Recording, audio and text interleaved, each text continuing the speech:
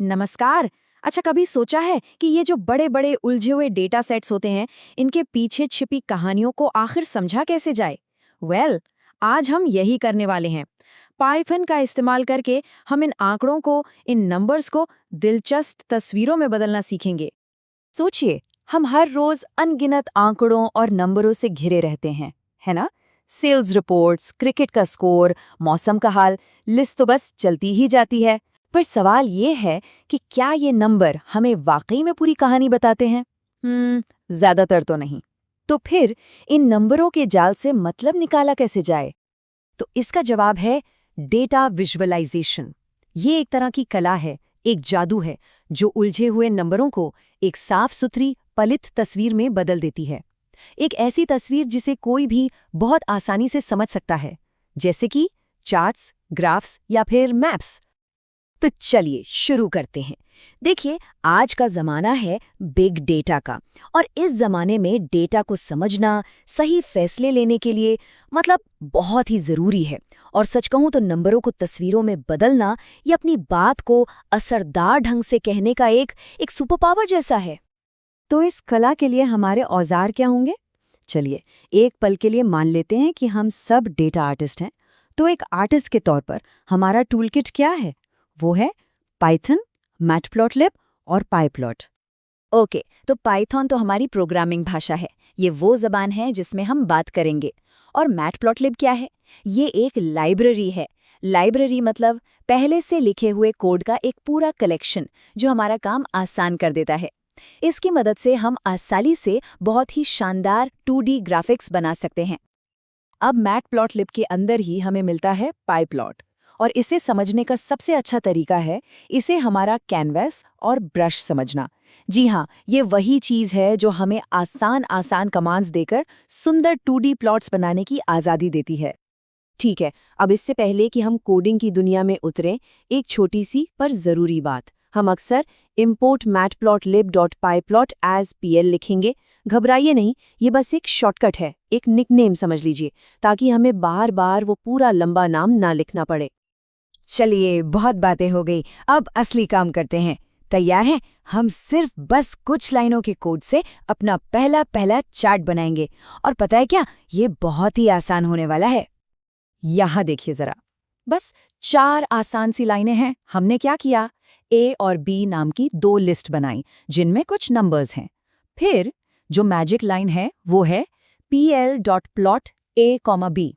ये command Python को बस इतना बताता है कि भाई ए लिस्ट के पॉइंट्स को एक्स एक्सिस पर रखो और बी लिस्ट के पॉइंट्स को वाई एक्सिस पर, और बस प्लॉट कर दो। और ये देखिए, जादू हो गया। कोड की उन बस चंद आसान सी लाइनों ने फौरन एक साफ सुथरा एकदम परफेक्ट ग्राफ बना दिया। तो ये जो डेटा है, ये हमें एक सीधी रेखा की कहानी बता रहा है। कितना सिंपल है ना? अच्छा, एक साधारण चार्ट बनाना तो आ गया, ये बहुत अच्छा है। लेकिन एक बेहतरीन चार्ट वो होता है जो अपनी कहानी खुद बताता है। तो चलिए, अब हम अपने इस चार्ट में कुछ और डिटेल्स, कुछ और जानकारी जोड़ते हैं और इसे और भी ज्यादा असरदार बनाते हैं। चलिए एक उदाहरण लेते हैं।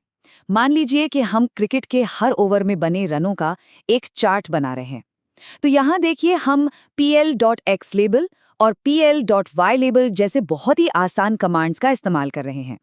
इनसे हम अपने दोनों एक्सिस को, यानी x और y एक्सिस को नाम दे रहे हैं, ताकि देखने वाले को तुरंत पता चल जाए कि ये चार्ट आखिर है किस बारे में। और ये रहा नतीजा। अब देखिए, एक्स एक्सिस पर साफ साफ ओवर्स लिखा है और वाई एक्सिस पर रन्स। सिर्फ इस छोटे से बस जरा सा बदलाव से इस चार्ट को समझना कितना ज्यादा आसान हो गया है। अब कोई भी इसे बस एक नज़र में देखकर समझ सकता है। पर बात यहीं खत्म नहीं होती। हम अपने प्लॉट को और भी सुंदर और भी स्टाइलिश बना सकते हैं। लाइन स्टाइल और कलर जैसे छोटे छोटे पैरामीटर्स के अंदर हम अलग अलग विकल्प दे सकते हैं। जैसे लाइन को डैश्ड कर दो या उसका रंग लाल कर दो। मतलब कस्टमाइजेशन की कोई कमी नहीं है। और ये देखिए, ये एक बहुत ही बेहतरीन उदाहरण है कि कैसे अलग-अलग स्टाइल और रंग हमें एक ही चार्ट पर 2 अलग-अलग डेटा सेट्स को समझने में मदद करते हैं। यहाँ एक लाल डैश वाली लाइन है और एक नीली सॉलिड लाइन। दोनों एकदम अलग दिख रही हैं और अपनी-अपनी कहानी साफ-साफ बता रही हैं। तो हमने लाइन चार्ट तो देख लिया, पर पाई प्लॉट की दुनिया सिर्फ यहीं तक नहीं है। असल में अलग अलग तरह के डेटा की कहानी बताने के लिए हमारे पास अलग अलग तरह के चार्ट्स भी होते हैं। तो चलिए जरा कुछ और तरह के चार्ट्स पर भी नजर डालते हैं।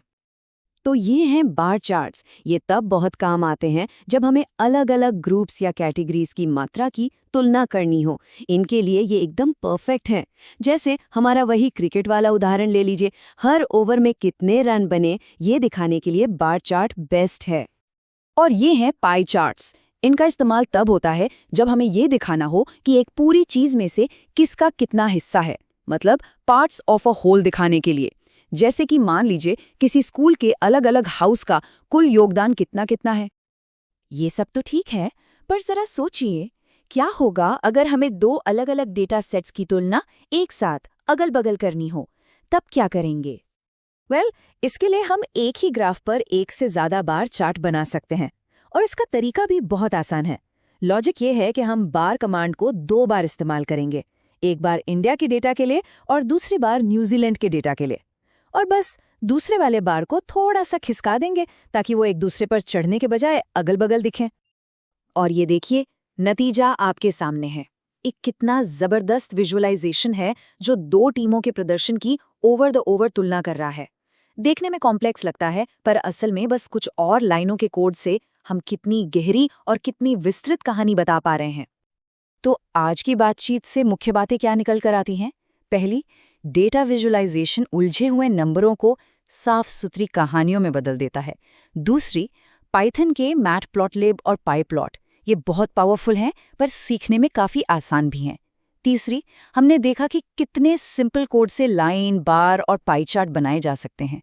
और आखिर में ये मत भूलिएगा कि लेबल्स और रंगों जैसी छोटी छोटी चीज़ें भी आपके चार्ट को कहीं ज़्यादा असरदार बना सकती हैं। और अब एक सवाल सोचने के लिए छोड़ जाते हैं। हमारे आसपास ऐसा कौन सा डेटा है जिसकी कहानी दुनिया को सुनाई जानी चाहिए? सोचिएगा ज़रूर, क्योंकि अब हमारे पास उसे बताने का एक नया और बहुत ही शक्तिशाली तरीका है।